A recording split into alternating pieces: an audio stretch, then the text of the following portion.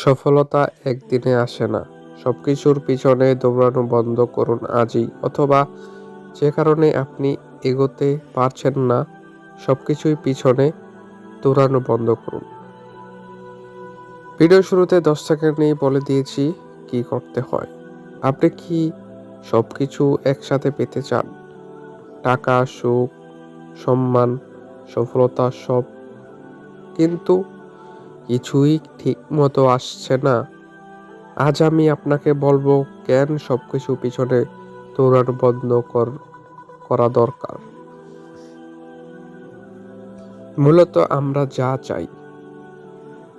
যা চাই হচ্ছে, আমরা চাই আজ বীজ রোপণ করব, কাল আমরা ফল খাবো, কিন্তু তা নয়। সফলতা 1 নাম্বার হচ্ছে, সফলতা কখনো একদিনে আসে না ভাই। যে গাছ আজ বড় হয়েছে, সে গাছও একদিন বীজ ছিল। আর সফলতা পেতে হলে সফলতা আসে ধৈর্য, সময় আর ধারাবাহিক চেষ্টা থেকে। শর্টকাট খুঁজতে গিয়ে আমরা আসল রাস্তাটা হারিয়ে ফেলি। 2, সবকিছু পিছনে দৌড়ালে কিছুই ধরা দেয় না। আপনি যদি একসাথে টাকা, নাম, ফেম, সুখ সব ধরনের চান, তাহলে রাস্তাকে পাল্টাতে হবে। বাস্তবে কি তাই সম্ভব? বাস্তবে আপনি কিছুই ঠিক মতো ধরতে পারবেন না।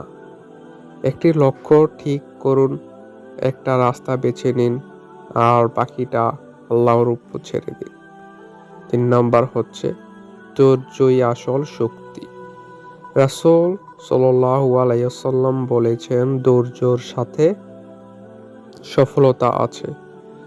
আজ যে মানুষটা সফল, সে অনেক দিন চুপচাপ লড়াই করছে, যা কেউ দেখেনি। আপনি এখন যে অবস্থায় আছেন, সেটা আপনার শেষ নয়, এটা আপনার প্রস্তুতির সময়। তুলনা করা বন্ধ করুন মানুষের সাথে। অন্যের জীবন দেখে হতাশ হবেন না। আপনার রিজিক, আপনার সময়, আপনার সফলতা সবকিছুই আলাদা করে লেখা আছে। তুলনা নয়, উন্নতি করুন। অভিযোগ নয়, চেষ্টা বাড়ান। শেষ নসিহাত হলো, সবকিছু পিছনে দৌড়ানো বন্ধ করুন, একটা কাজ বেছে নিন, একটা স্বপ্ন ধরুন, আর প্রতিদিন একটু একটু করে এগিয়ে যান।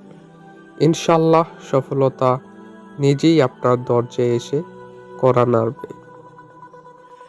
এই কথাগুলো যদি আপনার মনে লাগে, তাহলে ভিডিওটি শেয়ার করুন, হয়তো কারো জীবন বদলে যাবে। তো ভিডিওটি ভালো লাগলে লাইক, কমেন্ট, সাবস্ক্রাইব।